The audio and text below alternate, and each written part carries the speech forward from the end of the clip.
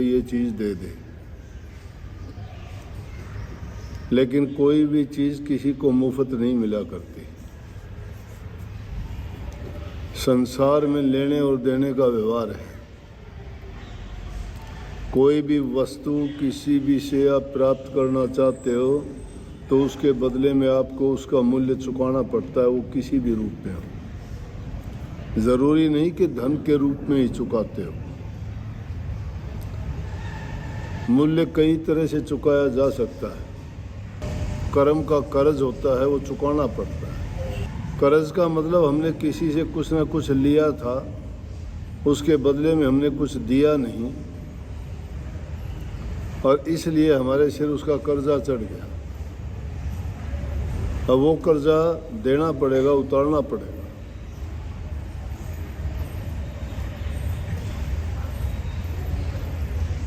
इसमें भी सतगुरु के पास भी जाके आप अर्ज करते हो कि मुझे ऐसा जतन बता दो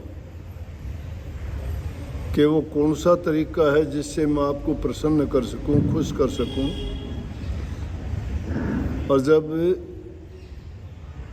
आप खुश हो जाओगे तो मेरी ज़रूरत, मेरा उद्देश्य पूरा हो जाएगा। अब गुरु के पास किस उद्देश्य को लेके जाते हैं? हमें संसार के दुखों से मुक्ति चाहिए पहले, सुख शांति चाहिए घर में, आरोग्यता निरोग्यता चाहिए शरीर में, धन्य धान्य से भरपूर हो हमारा जीवन ताकि कोई कष्ट ना हो। और उसके साथ साथ सतगुरु से वो चीज़ भी चाहते हैं जिससे हमारा इस संसार से सदा के लिए आना जाना छूट जाए। इसलिए सतगुरु से अर्ज करते हैं कि हमें ऐसा जतन बताओ कि जिससे आप प्रसन्न हो जाओ। सतगुरु राजी तो करता राजी, काल कर्म की चले न बाजी। अब सतगुरु को राजी करने के लिए कि किस चीज़ से खुश होंगे? सतगुरु ना तेरे धन का भूखा है, ना तेरे से कोई और वस्तु चाहता है। सतगुरु नाम के व्यापारी, प्रेम के दाता, दया के सागर, करुणा निधि हैं। सब पर दया करते हैं, प्रेम करते हैं, नाम की दीक्षा देते हैं, बुराइयों से बचा के सच्चाई के रास्ते पे चलाना चाहते हैं। और जो उनके वचन की पालना करता है वो निश्चित रूप से उसका संसार भी सुखी होता है और उसका कल्याण भी हो जाता है। फिर दोबारा बार बार संसार में नहीं आना होता। कितने ही किस्से ऐसे देखोगे कि जो भी शिष्य गुरु के पास गए, अब एक युग था जब सच्चाई का, सत्य का जमाना था, सत्य युग था। धर्म कर्म में लोगों का इतबार, विश्वास था, श्रद्धा अटूट थी। गुरु और शिष्य का नाता बड़ा पवित्र था। आज झूठ का, कपट का, बेईमानी का, छल का बोलबाला है।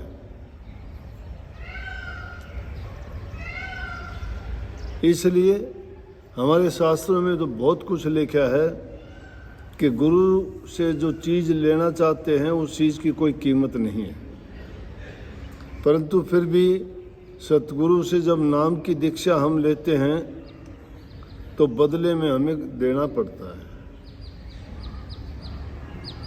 तीनों चीज़ देनी पड़ती है, अपना तन भी, मन भी और धन भी।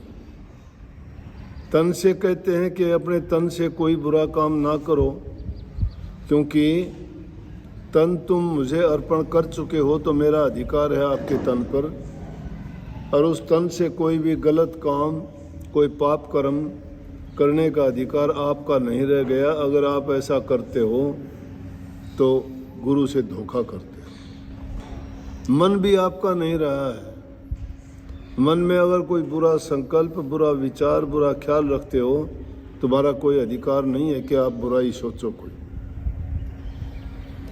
क्योंकि वो भी तुम्हारा नहीं है। वो गुरु को दे चुके हो, वो तो कीमत के बदले दे चुके हो। नाम जब लिया था उसके बदले में दे दिया आपने। तीनों चीज तन मन और धन अर्पण कर चुके। और तीसरा नंबर आता है धन का। धन भी गुरु का है, वो भी दे चुके। लेकिन गुरु को आपका वो धन नहीं चाहिए जिससे आपका संसार चलता है, आपका घर बार चलता है। गुरु को वो नहीं चाहिए। लेकिन गुरु क्या चाहता है? गुरु चाहता है कि जो तेरे पास धन दौलत कमाया हुआ तेरा अपना है, उससे तू पुण्य के काम कर, परिवार का लालन पालन कर, नेक काम में लगा, पर हित में लगा। अगर ऐसा काम करते हो तो वो तीनों चीज़ जो गुरु को दे दी हैं वो तुम्हारे नेक कामों में लगेंगी। लेकिन नाम के बदले में देनी पड़ी ना। अब सतगुरु से वो जतन मांगते हो, जतन यही है वो जतन।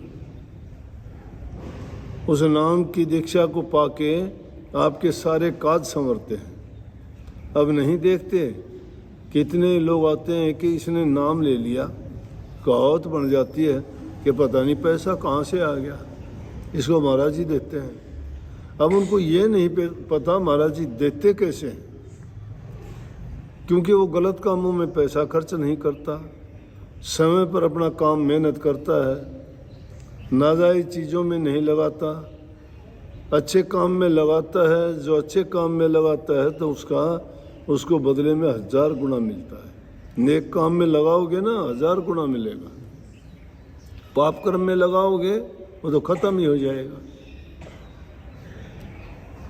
इसलिए कितने ही पुराने ज़माने में भी जितने शिष्य और गुरु की शरण में गए जाते थे, यहाँ तक कि श्री रामचंद्र जी, श्री कृष्ण जी भी अपने गुरु की शरण में गए।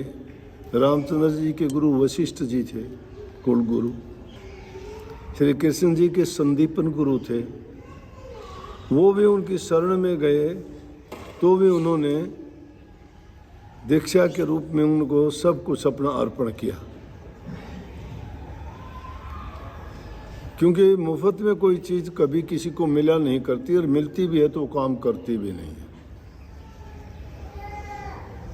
लेकिन तरीका रहा कि गुरु को खुश करने के लिए उन्होंने ऐसे ऐसे काम किए कि गुरु अगर राजी हो जाए तो मेरे सारे काम अपने आप संवर जाएंगे। क्योंकि गुरु के पास वो दौलत है जिसको पाने के बाद, मिलने के बाद में मालो माल हो जाता है। ये दुनिया की चीज़ें तो यहीं ख़त्म हो जाएंगी।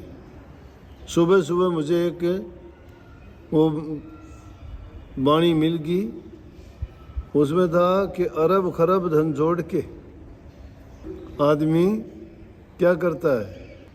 अच्छे काम तो नहीं करता। अगर वो जोड़ के धर भी लेगा, तिजोरियां भर लेगा, देखते नहीं उनका हाल क्या होता है। लेकिन ये नहीं सोचते उसको जोड़ने के बाद दुनिया से जाओगे, कहाँ लेके जाओगे? कफन मिलेगा, उसमें तो जेब भी नहीं है कोई भी। किस चीज़ में डाल के ले जाओगे? तो अकारण ही वो जोड़ने में हमने लोगों को परेशान किया, दुख दिया, बेईमानी करी, धोखा किया, कपट किया, लालच किया, बर्बादी का रास्ता ढूंढा।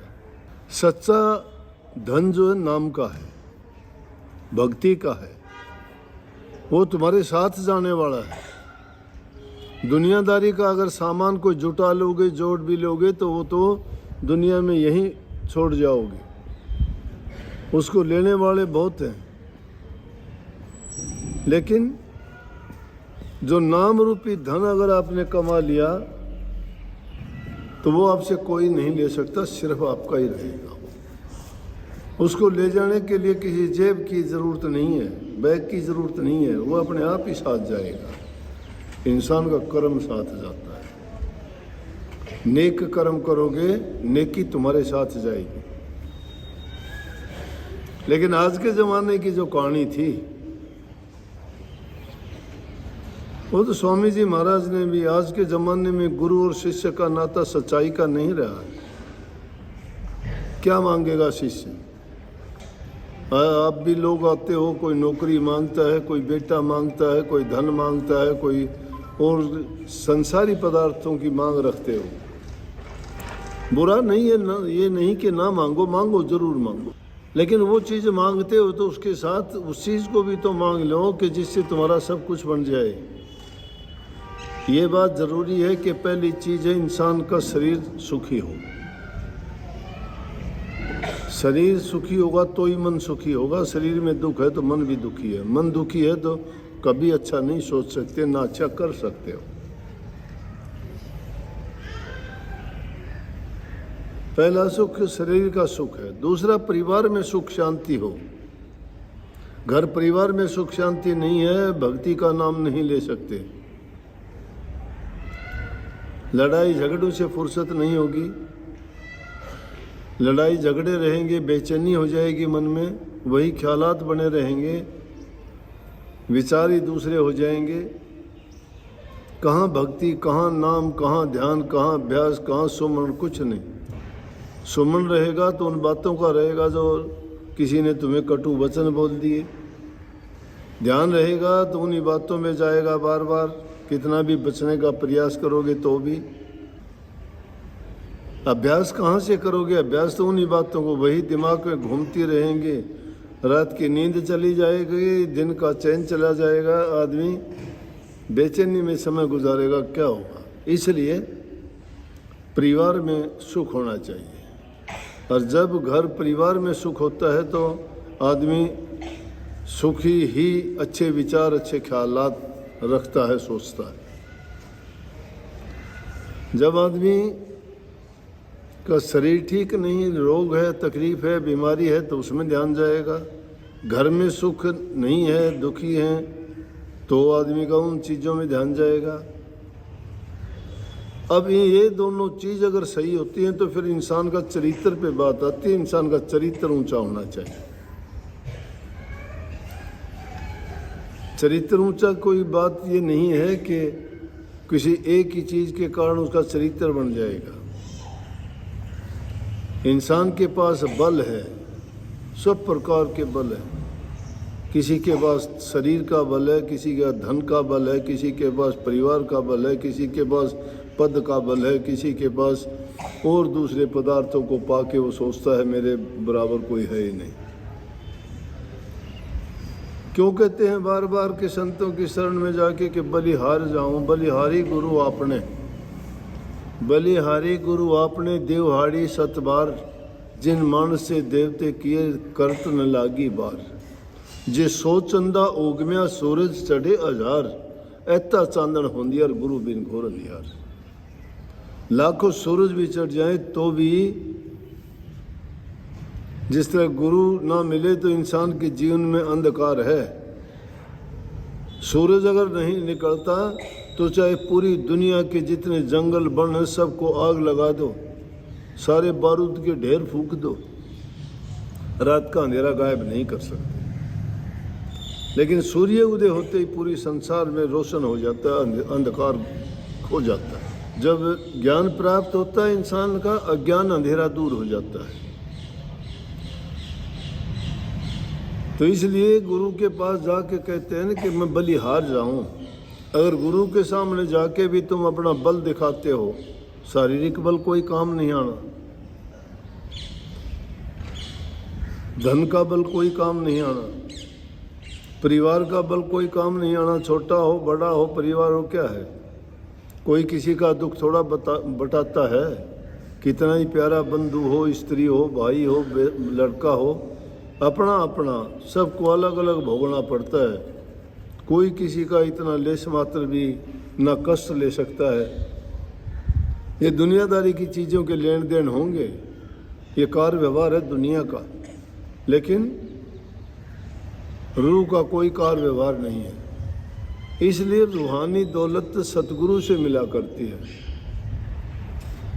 और उस दौलत को पाके आदमी धन्य हो जाता है। इसीलिए कहिए कि ऐसा जतन बता दो कि जिससे आपको मैं रिझाऊं और आपके रिझाने से आपका प्यार, आपका आशीर्वाद, आपकी कृपा का पात्र बन जाऊं तो मेरा जीवन धन्य हो जाए। लेकिन इस बात को समझते नहीं। स्वामी जी महाराज ने लिखी है, गुरु शिष्य व्यवहार जगत में झूठा बरत रहा, झूठा गुरु झूठा चेला। गुरु भी सच्चा नहीं है, चेला भी सच्चा नहीं है। गुरु तो मान प्रतिष्ठा चाह शिष्य सवार संगांगण बंधा। गुरु तो इज्जत और मान चाहता है, बढ़ाई चाहता है, और शिष्य उसकी अपनी जरूरतें हैं वो चाहता है। सच्चा मार्ग सूरत शब्द का सो अब गुप्त भया। सच्चा रास्ता तो सूरत शब्द के योग का करने का था, भक्ति करने का था, वो तो गुप्त हो गया। कहा से कहूँ खोज नहीं काहू धोखेदार भया। कहो किससे, सब धोखे का खेल खेलते हैं। इतवार के काबिल नहीं है कोई भी, जिस पे इतवार करोगे वही धोखा दे देगा। इतवार किसी पे करके देखते हो, कुछ दिन के बाद में बदल जाता है। दुनियादारों की ये रीति है, लेकिन सतगुरु नहीं बदलता कभी भी। क्यों नहीं बदलता? कि उसको कोई किसी से किसी प्रकार का लालच नहीं है, उनको अपनी स्वार्थ पूर्ति नहीं करनी है। इंसान बेईमान कब होता है, अपना ईमान कब खोता है? उसकी अपनी ज़रूरतों के लिए वो सिर्फ अपना ही हित चाहता है तो दूसरे को धोखा दे देता है। उसकी सोच वो अपने आप पर इतबार करता है, दूसरे पर नहीं। और उस कारण से उस स्वार्थ सिद्धि के लिए वो झूठ, कपट, बेईमानी, ठगी, ईर्ष्या, निंदा सब चीज़ों का सहारा लेता है। और उन्हीं चीज़ों के साए में उसके अंदर काम, क्रोध, लोभ, मोह, अहंकार, इच्छा, आशा, तृष्णा पनपती रहती है। न गुरु की जरूरत उसको, न और किसी की जरूरत उसको, अपनी स्वार्थ पूर्ति की जरूरत है। गुरु के साथ भी नाता इसीलिए जोड़ता है कि गुरु के साथ नाता जोड़ने से मेरे ये काम सिद्ध हो जाएंगे।